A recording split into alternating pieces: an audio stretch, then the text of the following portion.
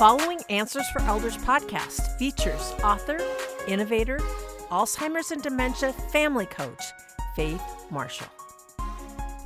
And welcome everyone back to Answers for Elders Radio. And I am here again with Faith Marshall, who is a dementia and Alzheimer's expert who is also doing some advanced study on hypnosis and how that's helping us. And one of the things we talked about, just a generic thing of what is it and how are we getting back to normal and all of these things. But you used a term, Faith, that I'm kind of interested in hearing. And it's very true. Now that we've been cooped up for a year, there is like a new normal out there, isn't there? Yes, there is. Tell me a little bit about what you mean by that. Well, we have all learned to wash our hands, not touch our face, put on a mask. We're now programmed to be distant. Yeah. Not hugging people. Right. And it's uncomfortable for some people. I'm a hugger, so I just want to run in and hug my friends.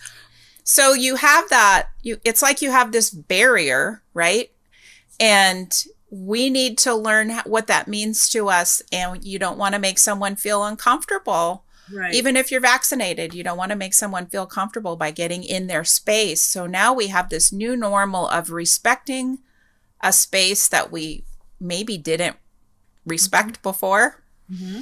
And just interpreting how someone feels. So we're really doing the whole body language check too, right? Absolutely. I think another thing that you're saying, which I think is really accurate, is that when it's like now that everybody, like I have two of my closest friends or three of my closest friends, we're all completely vaccinated now. But the question is, do we still, we're trying to figure out, if it's just us and we're both vaccinated, do we still need to wear masks? Well, we probably don't if we're outside, but we still kind of do. But then again, we don't really need to. There's all these questioning of what's appropriate and what isn't. And I think a lot of people are trying to figure that out. Yeah. Yeah, very true. So you obviously talk about new normal and as we're coming the term, I'm just going to use the word out of hiding. What is it for those that have dementia and Alzheimer's that a lot of times they don't even really understood what was going on, right? They may not have understood what was going on, and they may not have really recognized that there was that it was a whole year. Mm-hmm. They adapted to what they were conditioned to do wherever they were, in a home or in their own home. And the memory is so tricky in that you don't know what they're going to remember. Mm-hmm. My mom would always go back to her high school years and sing her high school alma mater. And I just have thought about if she was still alive now and I was dealing with that, I would choose to go back to where she is, find out where she is, what she's remembering, how she's feeling. Mm-hmm. And you really have to meet them where they are. Yeah. You can't try to convince them that it's 2021 even, or that we just survived a whole year of not seeing each other. Right. Because there might be a blessing in that they don't realize it's been a year since they saw you. Well, and something that I'm sure, like you said, even though you may have talked to a parent that has dementia or Alzheimer's during that time on the phone or something like that, I would only assume that there would be different priorities in their life after a year. Yeah. So tell me how that affects those with dementia. I think that every patient is different, so it's hard to answer that question in a broad perspective. Okay. I think our hope is that we reunite with them, that they recognize our face, they recognize our voice, they recognize our fragrance, and we reunite and, maybe take them for a car ride as a baby step for their first venture out of the home. If it is their first venture out, get a feeling for how they're reacting. They're going to see things that they didn't see before. They're going to see people on the street all wearing masks. Yeah. They're going to see people in line outside of Costco, 6 feet apart still, right?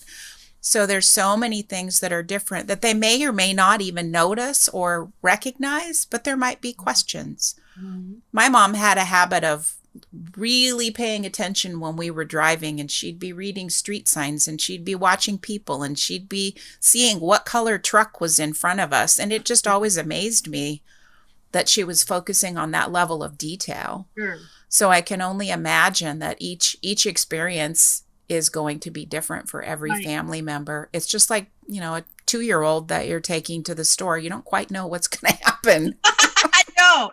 So if somebody has getting ready now, obviously, to see their loved one, and of course, certainly laws are right now. It's my understanding that one person has to be vaccinated. It doesn't matter which one. Is that correct? That's the rule. I think it's based on by county, so it's a little bit. County. Okay. Yeah. So the point is that let's just say you're going to see a loved one for the first time. What are your recommendations at this point? So you're coordinating with the staff, I'm sure. Mm-hmm. See if you can have a phone call before you go. Just make that attempt to let mom know that you're coming. Huh? Call her when you get there. See if you can try to get her into that. I say mom because I dealt with my mom. Of course, it could be dad, it could be anyone. Yeah, exactly. But just being in touch with them more frequently, not just a pop-in surprise visit, although we would think that would be fun to surprise them, but they don't really surprise very well. No. So doing your best, find out whether the home is going to let you in their room, whether they want to meet you outside, what are the requirements for that facility and what they're dealing with. Bring mom something that is her favorite. My mom loved chocolate. I could shift her mood easily by bringing chocolate or flowers. I used to do that too. Yeah. Thank you for saying that. My mom, it was always in the summer, I'd stop and get a root beer float, and we'd sit there, I'd grab a carton of ice cream at the grocery store next door and bring in a bottle of root beer. And we would sit there and have the most lovely time together, even though she was not, I know. What about like taking photographs? What do you think about that idea? Like sometimes it helps them remember. Is that what you mean? Mm-hmm. Yeah. We always had photo boards in mom's room to help her remember. Another thing that I want to mention is that sometimes you're dealing in your own fear. You're apprehensive. You're fearful that mom might remember you. One of the things that I recommend is if it's possible to bring a friend or have a sibling come with you. Mom always seemed to open up more when there was more than just me. So I would bring my friend as a crutch because mom would behave better for the friend and have a conversation with the friend instead of looking at me saying, "Where have you been?" I love it. So it's all about how the family member feels too. Sure.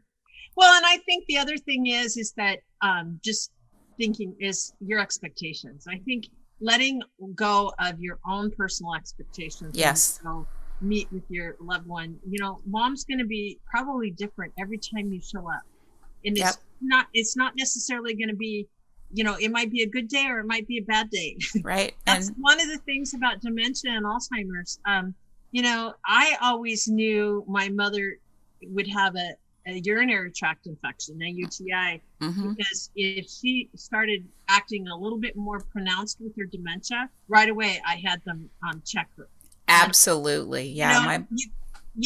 Those things that are going on every day with them, and certainly doing our best to make sure that they're comfortable, and realizing just meeting them where they are is, what you said, that's really the key in all of this, is making sure that your expectations are let go, because mom might be wonderful one day and mom may not know you the next day. Right. That's reality. Also be prepared, because my mom had no filter. Oh, so in this last year, I put on a few COVID pounds. So if I showed up to see her, she'd probably look at me and say, "You're fat." She just had no filter, right? Yeah. So, be prepared for you look different. They might look different. So prepare yourself for maybe how they look. They might be a little thinner. They might Yeah. So and I think the other thing to bring up too is the fact that it doesn't matter how long you're separated from them. It doesn't matter how, how pronounced their dementia and Alzheimer's is. They still know how to push your buttons. oh, yes.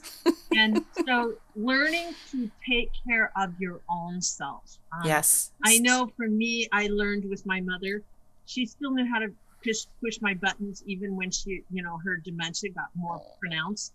And she could do it in Swedish because that's pretty much all she was speaking at the end of her life. But she would, I would learn to excuse myself and go walk around the block. Mm-hmm.